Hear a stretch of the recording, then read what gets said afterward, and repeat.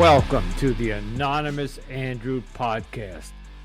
Life and the choices we make, the choices other people make. This podcast explores all things as they relate to dating and romantic relationships. Why we ignore or choose to ignore or miss the red flags. Red flags like gaslighting, cheating, lying, narcissistic behavior, deception, addiction, and so much more. Join me each week as we continue my journey into the modern dating world. With my weekend rants, anonymous guest dating stories, and experts who share their wisdom so we can better navigate the dating terrain. If you are new to the show or have been with me from the beginning, hold on tight for the Anonymous Andrew experience. Greetings, Anonymous Andrew, life and the choices we make. So, a weekend episode, and I think I promised you last weekend that this weekend I would be releasing one of my lost archives, but something has switched up. There is a gentleman that I did an interview with not too long ago. His name is Eric McHugh. And Eric has developed a new dating app. And I know, we don't need new dating apps, right? We're overwhelmed with them. But this one really, listen, I've interviewed many dating app CEOs and developers over the last year.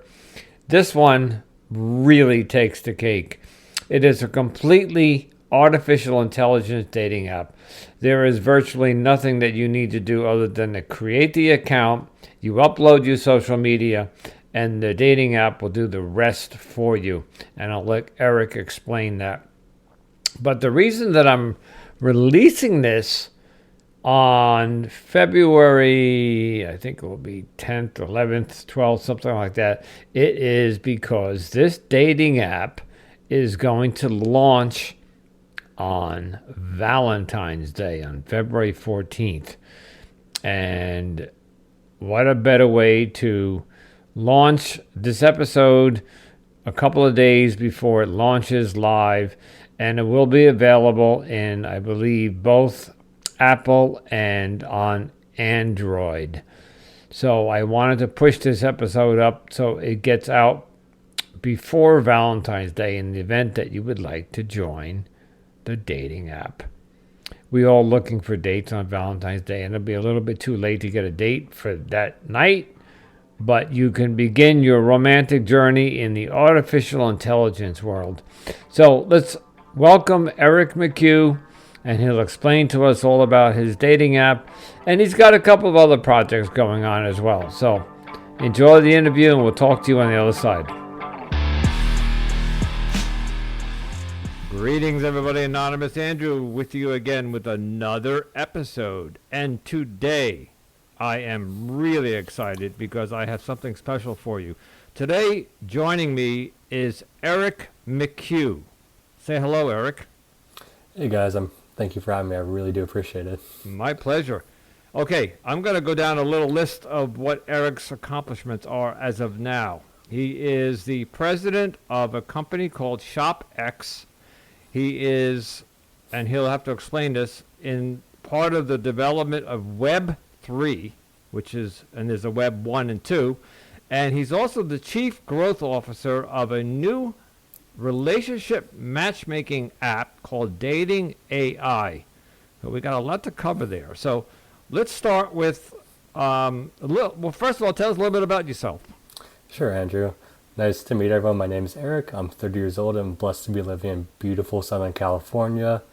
My main hobbies right now are chess, Muay Thai, reading, anything under the sun, and meditation. I just got back from a 10-day Noble Science meditation retreat in Joshua Tree, California. It's the Vipassana method.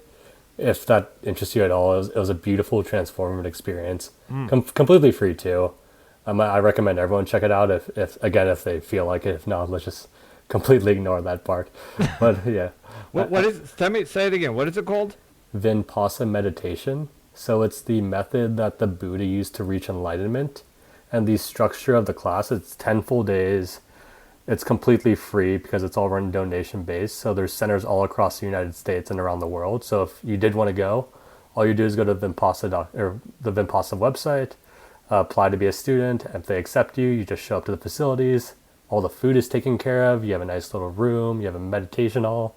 It truly is a great environment. I'm on the East Coast. I'm in New York. So if I logged on to something on the East Coast, Yeah, no, I wouldn't know specifically about the East Coast, but I know there's one in Chicago. I'd imagine there's one in New York because they're different centers across all throughout the United States. There's tons of them. all right, I will look into that. Yeah, we'll follow up after the podcast specifically about that. I was love talking about that. All right, you're 30 years old, and you seem to have accomplished a lot at the age of 30. So, you want to go a little bit into how you got to where you are today, or you want to just jump right into ShopX?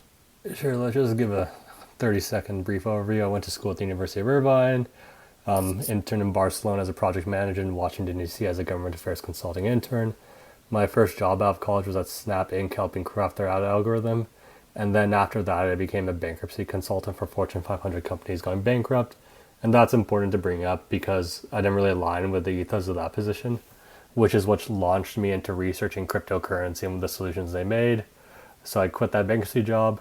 I knew I wanted to work in cryptocurrency or Web3, so I started going to local cryptocurrency meetups in the area. And that's how I met the original ShopX team. Okay, all right. So there's two concepts in there we want to dive into. Let's start with, I know you want to get the ShopX, but let's touch upon Web3. You explained it to me before we recorded, but tell the audience if they don't know what Web3 is about. Yeah, sure. So in layman's terms, I would say Web3 is the next evolution of the internet. It's a crypto-based internet, and for Web3 to be successful, everything crypto has to be done in the background, meaning you'll just use the internet as usual, just like we don't really know how the Internet Explorer is running or what's making that run. For Web3 to work, that's what it's eventually going to be. So I would say there's 3 different webs right now, and for convenience sake, we can just call them Web 1, Web 2, and Web 3. Web 1 is read-only, meaning any one of us, if we were on Web 1, we could go on the internet and we could read content. Just like, okay, static website, cool, read it, done.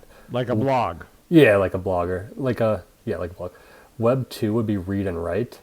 So think of Instagram, Facebook, YouTube, or social media. Where there's interaction. There's interaction. So on Web 2, we can read our content and write our content. I can post an Instagram post. That's me writing the content. Then you as a listener, you can watch my Instagram post, which is you reading the content. The only issue with Web 2 is we don't own the content, meaning Instagram, Facebook, they own the content, meaning, of course, they sell your data. They can cancel you at any point in time, which I think is good. I think that's going to be a growing issue just because, let's say we talk about something on this podcast today. 10 years down the line, who knows what's right or wrong based on the direction we're going. So they could just like retroactively cancel you based on that. So let me just jump in because that happened to me. I had I'm Google based. I have a Gmail account and a YouTube and all that, and all of it's free. And I even had a Google Voice number, right? So Google will give you a telephone number if you want. Yeah. All right.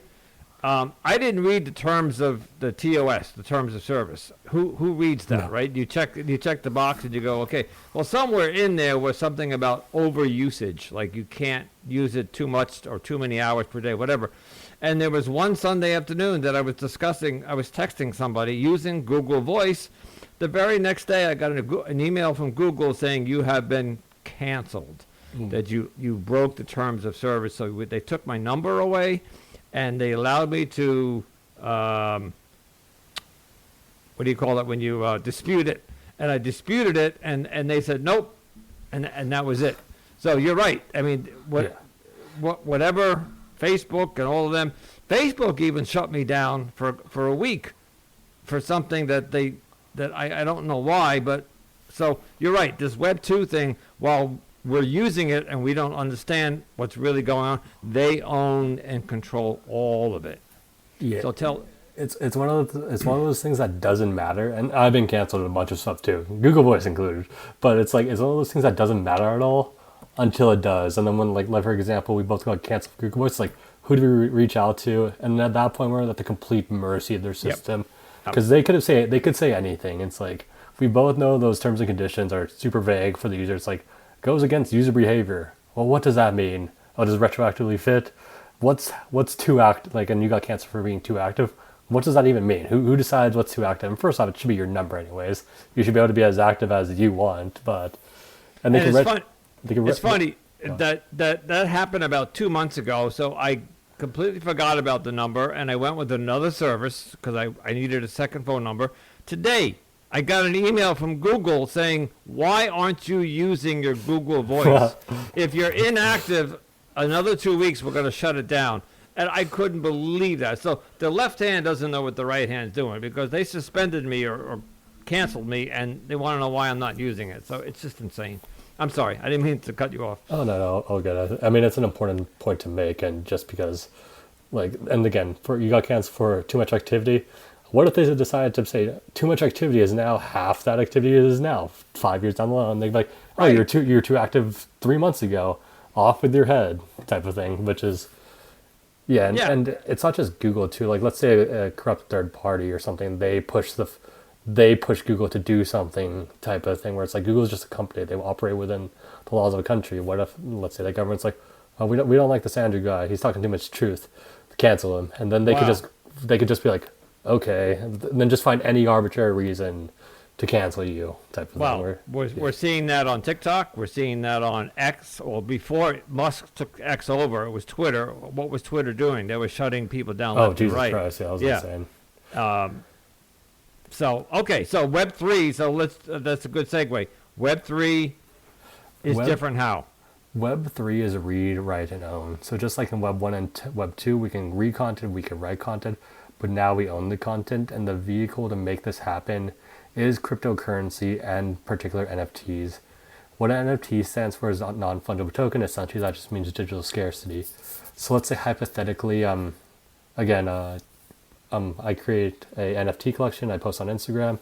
Instead of that picture being a post that's owned by Instagram, let's say it's an NFT-based technology, I own that NFT, meaning Instagram can't take it from me. No matter who hosts the website, I own that NFT. If I want to host it there, that's good, but they can't take that from me. And the same applies for cryptocurrency money. Like hypothetically, I'm sure we've seen the bankers in like Canada just freeze their truckers' bank accounts, take their money away. It's like, no, you have no access to your money, blah, blah, blah. Oh, no, you have withdrawal limits. Oh, you can only withdraw 100 a day. In cryptocurrency, no one can do that to you. So you have ownership of your digital property, whether that be money, art, really whatever it is, which I think is going to be essential in the future based on the agenda that's being pushed. Just a quick question. So, when is this already happening, but it's not being utilized? I think you said before it's just there's not enough people using it yet. Yeah, right now, since it's a new technology, it's getting more and more popular too. But it's like a new technology. There's a niche of people using it. They have to be kind of tech heavy. They've had to have been incentivized to research it wise. So like usually like libertarians or techies or that crowd's attracted to it. So it's live right now. So Web3, there are Web3 products and services that crypto you can have access to. The only issue with, and it's getting fixed, is there's not a lot of incentive for the average person to interact within the space, just because like most people are like they're just kind of like going through their life. They don't need to know what it is, or nor do they care. Right. And the second reason that's not active is the user interface. So if you were to enter Web3, try to use a Web3 product, the user interface is just pretty clunky, which is just, it's in the nature of a new technology or ecosystem. Yeah. It'll fix itself over time. Yeah. It'll dumb itself down so where it'll simplify itself, which has to be done. Right. Keep it simple. Keep it simple, stupid. Michael Scott, right? Yeah, okay. All right. Let's talk about ShopX. Sure. So ShopX is one of the companies I'm with. When you think of ShopX, I want you to think of the Google or Apple of Web3.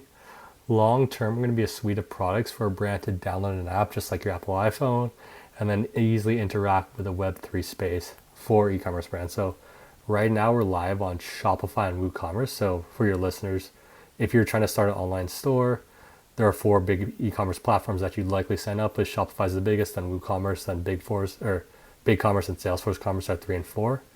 And we're live on Shopify and Woo.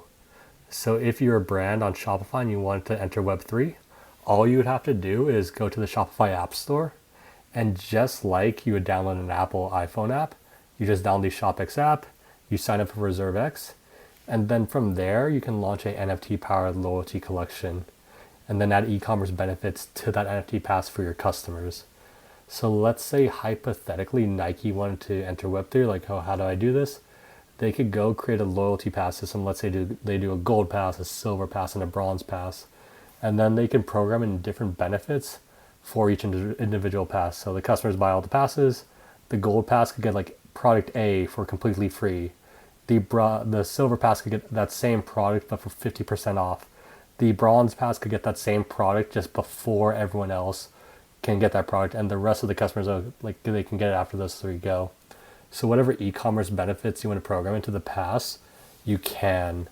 And in the future, this is going to be one of those things where people are going to be using the NFT as the core technology to gain e-commerce benefits, but they won't even know they're using it. It's just going to be something on the computers like, do you want to use your pass to do X, Y, and Z? A pop-up will come up, and like they'll say yes. Okay, here's your discount, or okay, here's access to this limited edition product, or really whatever it is.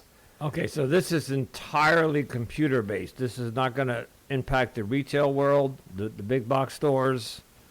This is it's entirely computer based for now, but we've seen brands use the NFT pass to gain access to in real life events, or you can purchase the product online and claim the store. So for example, like it's Black Friday, you're trying to buy the new iPhone, you don't want to wait in line for like the 8 hours. Your ReserveX pass could give you access to that product before everyone else, or it could ensure that your ReserveX product is still available to you. And it's getting more live too. We are working with some like TV series, like Fox's new show called Populous, the same creator of Rick and Morty. If you own their NFT Crab Chicken, you get different benefits. You get to vote on stuff in the show. Your Crab Chicken may show up. You get merchandise. You get exclusive content. So this is a new technology. So different brands are going to have different needs and different things they're going to do with it. So everyone's in that kind of giant discovery phase. okay. So this is really in its infancy, but it's going to. Yeah. Okay. So give me an idea where you think this will become mainstream. We talking a year, 5 years? 5 to 10. 5 to and 10. the reason it's 5 to 10 is because right now, like the big brands are getting they're getting their feet wet. They're checking it out. And once the big brands join, like once they go all in, they have the resources to make the user experience better for the users. Like for example, when Nike goes all in, they have boatloads of cash. They're not going to let their customers go to like a shitty UI. They'll pay the money, they'll pay the developers to make it good for their customers. And at that point, Reebok has to do the same. Adidas has to do the same. And Web3 is composable, meaning it's a compound interest software, meaning everyone builds off each other. So then people are going to realize, okay, that's what they did to make it good. And then different brands will just do what Nike did to make their user interface better, and creates like a kind of a race effect. But that does take time. Right now, we're in the very infancy. Yeah. Well, listen, to where AI is all the rage right now, but that took, 20 years they've been working, if not longer, on it. So everything takes time. Okay, let's get to my favorite part, which is what my podcast is all about. And this is what caught my eye the second time I took a look at your profile, was your dating app. But it is unlike any other dating app, I'm going to assume. Yes. Okay. Which is good because dating apps are crap. Thank you. All right. We're not even. I was prepared to ask you about what your opinion is on that, but I think you just answered that. All right. So you have a dating app in the works, which I believe you said is going to launch in February 14th on Valentine's Day, and it's called Dating AI, but it's spelled DATAING. So it's a little play on data or data, I'm guessing, or Correct. Is there a reason? Yeah, correct. Okay. I just wanted to, because as you pronounce it, it's dating, but I want the audience to know it's spelled DATAING .ai, which means artificial intelligence, and it's a relationship matchmaking software or app. Take it from there. Sure. So dating.io, it's the first ever AI-powered matchmaker, and it fixes a lot of the core problems with dating apps. So the big problem with dating apps are the top 5% of the users get access to all the all the rest of the users on the app, creating a skewed marketplace. And I would say the bigger problem with dating apps right now is the incentives are misaligned. So, for example, Tinder wants paying customers. If someone matches on Tinder, they join a happy relationship. Hopefully, they get off the app. Once that couple goes off the app, Tinder actually loses a paying customer. So, creating happy couples goes against the incentive structure of Tinder. And since they're owned by pretty much the Match Group, the Match Group owns pretty much everyone in the marketplace. So it's a monopoly in that sense, which is why it kind of sucks for everyone. But yeah, so if Tinder creates a happy couple, the happy couple leave the app, Tinder loses a paying customer, Tinder loses money. So Tinder, Hinge, and all those apps are incentivized to do something which is called churn marketing, which is basically you download the app, delete the app, download the app again, delete the app, download the app again, delete the app, which I'm sure plenty of people have that experience. Yeah, Yeah, so like me. you've been there. You're just like Yeah. I'm going back on, and then you're just like fuck this. A month later, back on. And what's interesting is that Hinge markets itself as the last dating app you'll need because they claim they want you to find your match so No, you they can don't. get off. No, I know they don't. Yeah. I know.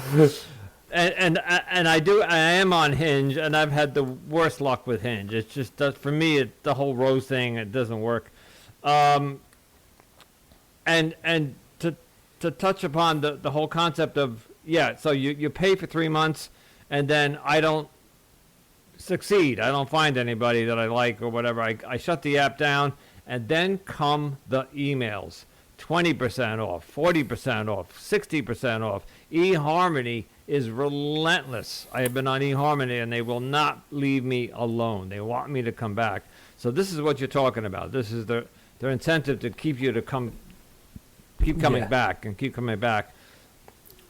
And when I did go back, nothing changed, And then you have the algorithm that's running the matchmaking behind that. So I'm going to ask you, this AI is going to do something different. Tell us how how AI is going to match me with somebody that Hinge or Bumble or eHarmony is not. What's the difference?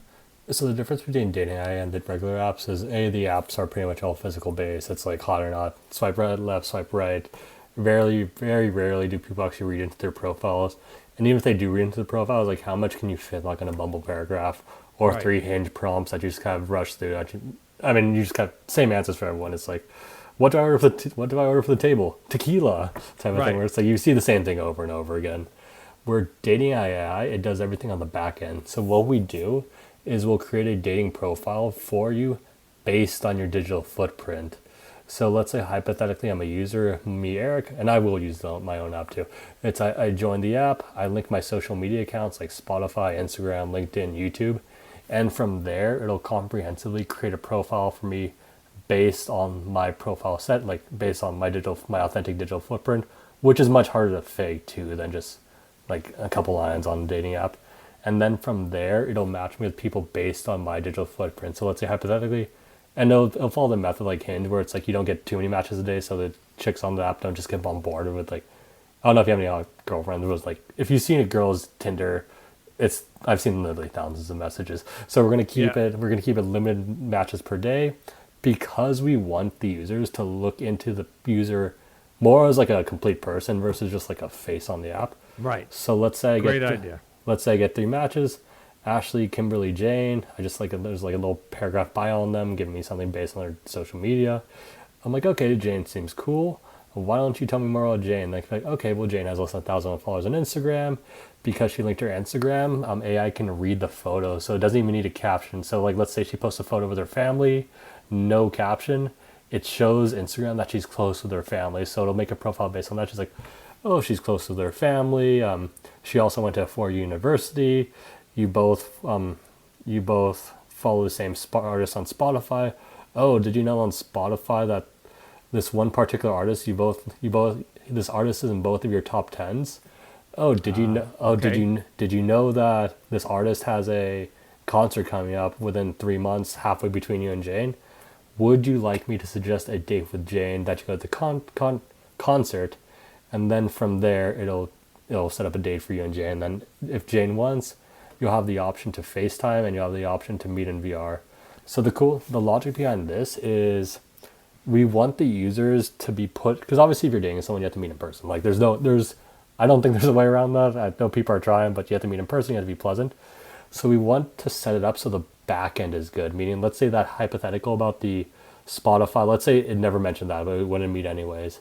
That's something common in the background that we matched because of that. So that could come up organically on the day. It's like, oh, who do you like artist XYZ? And she's like, no way, this is my third favorite artist. So it's setting up the background for the user. So not just that Spotify example. Like we may not know that we both like national parks, but it could come up. So we'll match people based on like how common they are. And I also think that everyone's into different things. Like for example, I may like the person who's the same as me. You may like someone who's the exact opposite. So let's say you join the app. It's showing you people with similar digital footprints, similar interests, and similar like followings and all that stuff. But you're someone who likes the opposite. You would say no, no, no, no, no. You keep saying no. But the more you say no, the smarter the AI gets, and it'll match you with different things to try to find you your match. So the cool thing about it's like the opposite of Tinder, where it's like they want to keep you off. The longer you stay on the app, the more likely it is that you'll have a match, that you'll get a match because the smarter it gets. So it's like, okay, they said no for this amount of reason. What's up? And long term, it has the functionality of an AI. So it could theoretically, and AI is just good at pattern recognition. It's like, okay, you went to date 3, your past 3 tries, you got to date 2, but you couldn't get to the third date. And then I could hypothetically try to analyze what's wrong. It's like, oh, what did you do for your second date? Oh, you all took it. All your second dates were at a coffee shop. Maybe you want to try like a nicer restaurant, or maybe something more fun. So it's gonna get, and then it'll do that at scale. So it'll have the data. It's like, okay, everyone who goes to a second date at a coffee shop succeeds X amount percentage times, whereas if you take her to a bar to get appetizers, that succeeds at a 60% rate, which is a coffee 60% rate. Maybe you want to try a appetizer versus like a coffee type of thing. So it's going to get pretty smart. It's going to be pretty fun to use too. So it's going to actually suggest where to go on a date. It will in the future as it gets more data. And the cool thing is, once the app goes online, let's say I meet Jane, we fall in love, we get married, all that jazz. It'll function as a relationship butler too. So it's like, okay, Jane, Eric, you guys haven't been on a date for 3 months. Oh, it's time to get off your ass. Oh, hey, Jane, Eric, did you know that one restaurant you guys always go to? Wow. They're having a special sale on the sound, like they're having 2-for-1 ice cream or something. Maybe you should go there. So it'll help facilitate your day. Oh, hey, Jane, Eric, you have your kids. You guys haven't been on a date for months. Go on a date. I suggest this babysitting service. This babysitter is great for views. Here's her contact info. So we want it to be as inclusive as possible. Wow. All right. This podcast is all about dating and romance, and I'm finally hearing some very good positive things about AI. AI is, I think, here to stay, and it's going to really become part of our lives. It already is. I mean, I got Alexas and I got Siris, and all that's sort of like AI. But the true AI, I think, if you allow it to do what you're explaining, I think it can be very useful. You mentioned something, you kind of glazed right over it. You said something about VR. So I can meet this person virtually through a VR? Like, am I literally putting goggles on? Yeah, so I'm happy to touch on that. We're going to be one of the first apps in the Apple VR headset. So right now, Apple has a VR headset. Like, they have a virtual like headset with like an app store and all that stuff. Right now, it's pretty expensive. Not too many people have it. But we believe they're following the iPhone format because it's Apple. They know it succeeds. So you remember when the iPhone first came out? Right. It was really expensive. No one really has, only for the rich people. But like 10 years down the later, 10 like years or whatever, how long. Everybody has one. Yeah, everyone, they made it cheaper. They made it less than $1,000. They're into that. So I think Apple's trying to do that long term with the VR headset. So we're building the capabilities to meet in VR. So let's say you match with someone. Of course, comfort of our users is a top priority. You match with someone, you're going to have the option to FaceTime within the app or like a quick voice call, just so it's like, okay, real person, real voice, great. But if you wanted to, you could also take it the VR route. That would be cool. So you could virtually go on a date in the VR. Yeah, you can. And the goal of that would be to build comfort. But I want to stress that the point of the app is to get you on a real in-person date. Yeah. But and what I'm liking about this is I because I've covered this before, and I'm sure you're well aware of the scammers. There's Oh no, yeah, there's bots. no, The dating apps are bot city, and we've looked at the data for that. Like for you have to break it up for two different groups. Like for chicks, there's not too many bots, just because honestly the ratio of chicks to dudes on the app is it's really high. But for men on the app, a lot of they need bots to keep you going type of thing. right. So I would say probably 20 to 30% of all users on dating apps for men are bots. So Fake. this is where we have to be careful because we were thinking about implementing an algorithm of banning people, but at the same time, we have to be careful about just banning people. Like I don't want to ban anyone arbitrarily. It's like, hey, I'm a real person. Why did I get banned? And throw that like your situation with Google Voice, my situation with Google Voice. We can't have that a repeat on the dating app. So I think we're gonna wait and we're just gonna play it off by like reporting and all that stuff and do it manually, because to gain access to the app, you're gonna link your social media. So it's pretty tough for a bot to create like a LinkedIn, an Instagram, a Facebook account, and all of that stuff. And we'll have red flags. Like for example, if they link all their accounts and they have like 0 followers, it's like, okay, maybe that's a bot account. Right. But we also have a system in place that's called have you been on Reddit before? It's on Reddit? Yeah, I've been on Reddit. Yeah, so you know so did you play Halo by chance? No. Okay. The AI is called Cupid AI. She's based off Cortana from Halo, but on Reddit they have a system of karma points. So we have a system of karma points as well. So like the better behavior in your app, if you're like nice, pleasant, you link more social medias, you'll have a karma score, like okay, top percentage of the app. Whereas if you get reported for being like a bad person or just like ghosting people or all that stuff, your karma score will get reduced. So the whole goal of that is just to we want it to be a pleasant experience for all users, males included. I the limited knowledge that I have about AI, although I do use it on a daily basis, but I'm just talking about the AI online, like Perplexity and ChatGPT and whatever Microsoft one is. I use it all day long at work. But this AI that you're talking about will have the actual ability to learn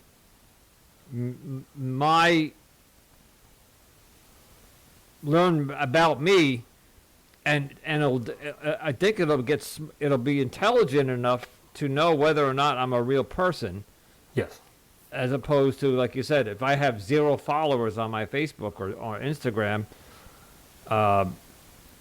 Yeah. it'll spot that. Yeah. Yeah, and it can get smarter too. Like for example, if let's say that you pass your bot, you create like 100 follower accounts or whatever. So there's some followers, it could check like comments like, okay, this person hasn't interacted with anyone ever. That's also a red flag. And then at that point, I want it to be a manual review process for like, okay, this profile they shown these 2 red flags. Can you please review this profile to make sure a real person? Because in the end, I want the person to, and this will be a problem as it scales, but I want the person to ban someone to be a physical person versus just like some arbitrary algorithm just like out. Right. Okay. Here comes the big question, because it sounds. I'll be honest. I'll be one of the first to sign up, because it sounds. By the way, I join almost every dating app just for the podcast itself, because if I'm going to report on the dating apps and be part of it, I want to. Whatever, you get the idea. What does it cost? Yeah, so it's going to be a free app. The reason we want it to be free is we want it to be good for the users, and we're still planning out the monetization plan. Right now, an easy source of money is, let's say you do book through the app. Like, let's say you book a Ticketmaster concert through the app. It could charge a small commission based on that, so it won't take any money from like the user until they plan a date if they do that through the app. And I think a small commission is fair. In terms of brands, they may want to advertise within the app. Like for example, if you're in VR, it knows your interest, so it may want to like flash like an ad or something along those lines. So yeah, I'm thinking maybe some brand partnerships. And the cool thing about the brand partnerships thing is they'll want to give out free products to the users as the app gets more popular, just to drive sales for them. So it'll be a cool ecosystem there. But yeah, I don't ever really want to do like a tiered system. Like I think Tinder started charging like $500 a month or something. Where it's like, Jesus Christ, who's going to pay for that? I don't think that'll work. But maybe again, like I like the method of, if you plan a date through the app, you pay for everything through the app, and we take a commission on that, because I think that's more fair, because you're actually getting value of that. And at that point, we'll have to build in a rebate or a refund system in case it doesn't go through, which will be done. Okay. I think I already know the answer to this. So just to wrap that one up, it's going to be free to join. It sounds like it's going to be a little bit of a process to. If I'm going to join, I have to bring all of my footprint. So if I'm on Instagram, on Twitter, I'm on. It's up to you. I mean, the linking process, it takes much less time than creating a Hinge or Instagram or Hinge Correct, profile. yeah. But in most of those accounts, you link your Instagram anyways. So you're now offered to link your Instagram on Hinge. You just gotta click connect. So it'll just be that across different social media platforms. So I don't have to write a bio. I don't have to upload pictures. I don't have to answer the silly questions. It'll no uploading bio, no answering silly questions. In terms of picture, it's either gonna pull a picture from your Instagram or Facebook, but then you'll have the option to change your photo too if that's what you want to do. Okay. But again, it'll give you one at first. So you don't, like in terms of profile creation, I think it's one of the easiest ones. Yeah, it sounds like it. Yeah, just like it's just to connect. I think one of the apps I'm on, I was reviewing it. I was told that on some of the apps, like after a month or two, if you haven't changed anything on your profile, you kind of get ranked low. And as soon as you make a change on the profile, you get pushed up again. And I did that. I went on to, I forget which app it was, and it offered me an AI profile. It said, we'll take what you've written and reword it in AI. And it did that. And I got to tell you, the next morning I had 10 likes in my inbox. So I wish I remember what app it was. I think it was Facebook's dating. I think Facebook dating did that. But the point is that just the fact that AI rewrote my profile got me more likes. So I'm liking this concept that the AI is going to take over my entire dating. Yeah, we would. And yeah, so from a personal standpoint, I find that there's two issues with dating, and this might be slightly offensive, but it's just what I believe. So I think we want to put as little human into it until the humans actually meet, just because I see two major problems with the dating app. A lot of and to be fair, from the guy perspective, for most guys have trouble talking with girls. They don't know how to fully interact, which creates an unpleasant experience for the girls. And from the girl perspective, they just simply choose poorly. So yeah. So hopefully, I don't want to say it, but let's just be real. Like, let's be real. Yeah, they choose not just poorly. They choose like the opposite of what they should choose more times than not. Eric, I've chosen poorly, and the name of this podcast is Anonymous Andrew: Life and the Choices We Make, because I have been choosing the wrong women for the past 20 fucking years. Like, would it be nice to get a match? And like, you know, obviously nothing's guaranteed in the world. It may not work out, but at least there's stuff in the background. Like the back end is going to be better than most. Like, because at least you could be the same type of music, same familiar structure, same calling, hobbies, same hobbies, yeah. Or at least like maybe matching hobbies too. It's like maybe I do more time. Maybe she runs at the gym or does yoga or something. At least like something better than just like a hot or not face. Yeah, and it also so one of the hardest. And I was listening to a podcast on the way home from work tonight. One of my other favorite that I listened to. They were talking about the banter, the texting. So if I'm on Facebook dating and I get matched with somebody, there's that awkward first text that you have to send. And I say awkward in the sense that what 80% of people go, hey, hi, how are you, or how's your day, or and I was told that for a guy to approach a woman that way, that she's not going to respond to that. So correct. Yeah. So this AI is going to. How am I going to be introduced to my potential first match? Yeah, so the first thing you'll see when you join is it'll give you a brief profile on yourself, just because it's fun. It's okay. You linked all these social medias. It'll tell you about your interests based on what things. So be like, okay, you're outdoorsy, you're into art, you like this type of music, all that stuff, and it's gonna ask you to agree with the yes or no. Is this an accurate assumption? So if it's not, it can rescan. And then the first thing it'll say is, oh, based on your interests, based on your profile, based on all this, we found a good match for you. Her name is blah, blah, blah. and it'll show you her bio. And if you wanted to send her a message or have the AI send her a message, it will. And then from there, it'll give you like probably around 3 matches per day, because we want you to focus on learning everything. Like, I we like want that. it'll give and it'll help girls with them, because I understand that girl dating strategy is like they like to do their detective work on the That's person they're seeing. funny. Yeah, so it'll help with that. So it'll be a fun thing for the girlfriends, where they can just like take a screenshot of this Yep. for a guy, and then they can go That's hard on what it. this podcast I listened to on the way home today. He was saying exactly that. The women love detective work, and Oh, yeah. they will take a deep They'll dive. dig. They go hard. They'll go hard, dude. It's like do. Jesus. I even have a story about that, but which ended badly for me. But somebody did a deep dive on me a couple of weeks ago, and she found my podcast, and that was the end of that. Wow, I'm fascinated by this, and I really, really, really. All right, so tell me, it's launching February 14th. Is it something that I can go to my Apple store and just download? So at first it's gonna be a desktop app, just because everything launches. Okay. We're in process of building out the Android and iPhone app. The thing is, Android is much faster than Apple, but it's a process in the sense, a bunch of approvals. It's not an course. instantaneous thing. I'm familiar so, with it. Yeah, so we're in the middle of that, but yeah, we want to be on the app. We want it as soon as possible. Desktop is fine. I honestly, other than sitting in bed, a half hour before I go to sleep, swiping on my cell phone, I don't mind sitting in front of my 22-inch screen here, where I can see. It's a pretty sweet more. screen. Yeah, instead of this little, 12-inch screen. I'm fine with the desktop. As a matter of fact, there's another dating app that a gentleman came on a couple months ago. That's video speed dating, and it's done all on the computer, because you got a FaceTime. I mean, you could do it on your phone too, but I found it more appealing on the desktop. So, wow. Okay, so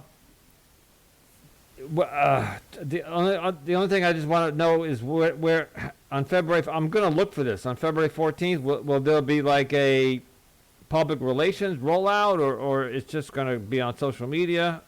How are you going to announce this? So we're planning to do a social media push, and as soon as it goes live, let's say, because we want to give it a month of like natural attraction, see who joins based on friends, referrals, probably work out some kinks or bugs that come up, just because I think that's the nature of the game. But after that, we're gonna do a more coordinated social push with like a PR, and just I think it's gonna be more focused on TikTok influencers, just because if you check out the YouTube or check out like the dating videos, it has virality behind the app. So what we want to do is just find like an influencer house, give like 20 different TikTok influencers like a blueprint to do. They all create the same type of content. They all push at the same time, same hashtags, and then the algorithm picks it from there. People see the app, they're like, oh, what is this type of thing? And then they join from there. But yeah, I wouldn't, and I'll send this to you after, but like, I'll send you like the YouTube stuff if you want to see what the app will look like. It's like, oh, it's pretty sweet. And you could see why something would go viral like that. Yeah, I'm looking forward to it. So, all right, Eric, we got to wrap this up. But I mean, I could talk to you for another hour. All this stuff is fascinating. Anything that we skipped over, or anything we didn't cover you'd like to promote, or where can we find you? Where can we find? I'll put all this in the show notes, but tell the audience. Yeah, so the main thing I do want to report is that Vipassana meditation retreat. That was truly. I'm gonna look into that. Yeah, no, I'll send you the link for it. Any question, just shoot me a thing. It's one of those things you just have to sign up for and just kind of go versus thinking about it. But that was a transformative experience. In terms of ShopX or dating, the best would be our websites, which are shopx.co or dating.ing.io, and those links will be in the show notes. Or my personal Instagram, which is Eric D. McHugh. Feel free to reach out anytime. Eric D. McHugh? Yeah. Okay, I'm going to follow you. Cool. Yeah. I follow all my guests. I'll have to stay in touch with you guys. Yeah, no. Eric, I'm blown away by what you have achieved by the age of 30. And I can only imagine what another 10 years you'll do. And I'm super excited. I'm really excited about ShopX, because I just hope I'm around long enough for it to become a reality. But the dating IO, and I did say AI before, it's dating.io, but it is an AI app. I am super excited for. So, all right, Eric, thank you so much for joining us from sunny Southern California, where it is 30 degrees here in New York City. So Yeah. I'm jealous. So, but thank you. Seriously, thank you for coming on and sharing all this with us. No, Andrew, I'm really grateful that you had me. And again, thank you so much for your listeners. I'm wishing the best for all of you. Thank you. All right, we'll talk to you soon. Later.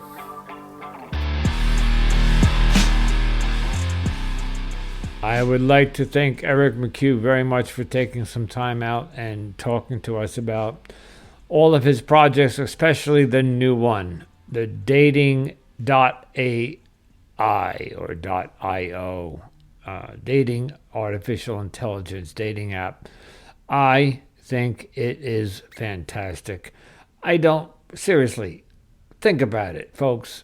For those of you, if you're anything like me and you've been on dating apps for the past 15 years, spent thousands and thousands of dollars or thousands of hours swiping, texting, getting ghosted, getting rejected, I just remember of all the agony and the frustration of the dating apps today. Even some of the new ones that, not even new ones, but ones that are trying different things. Like Bumble now is trying to ban you if you ghost somebody. That'll never work. They'll never enforce it, and if they do, there'll be so much backlash, they'll lose so many customers. It's just ridiculous. So I would also like to wish all the happy couples, or any couples, married couples, who are celebrating Valentine's Day, a very happy Valentine's Day. May your love continue and blossom and make you happy and joyous for the rest of your life, if that is what you wish.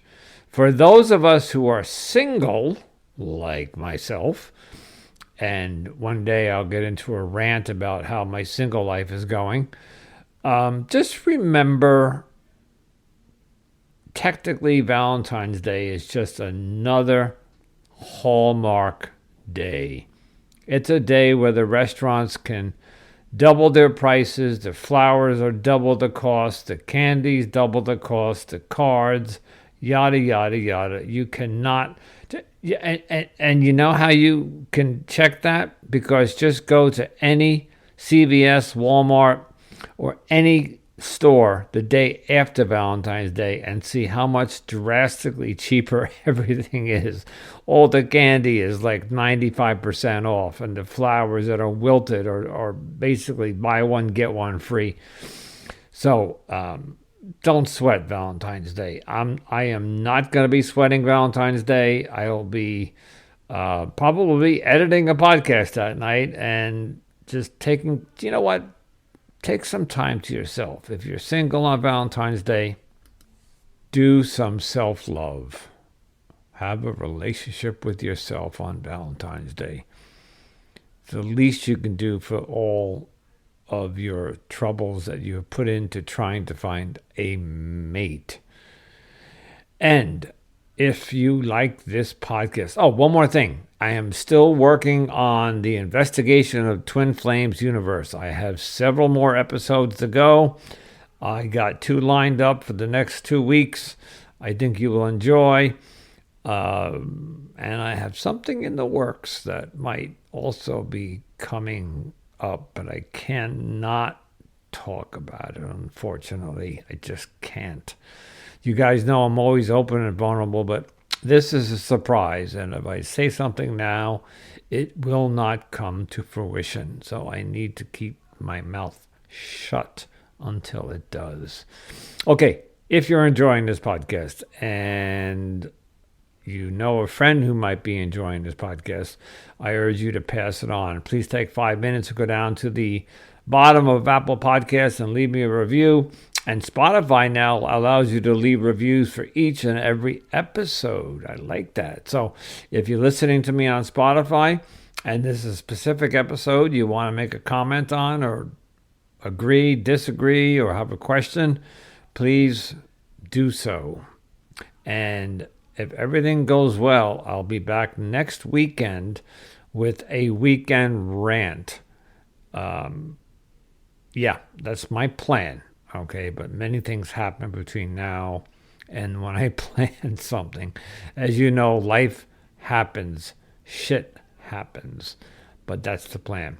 And lastly, if you are thinking about getting into a relationship, especially if you're going to get engaged on Valentine's Day, which is the most popular day for people to get engaged, you have a couple of more days to make sure that the choice that you have made is the right choice. I urge you, I beg of you, if everything looks rosy and happy and cheery and honeymoony, did you miss any red flags? Until next time, folks. Ciao.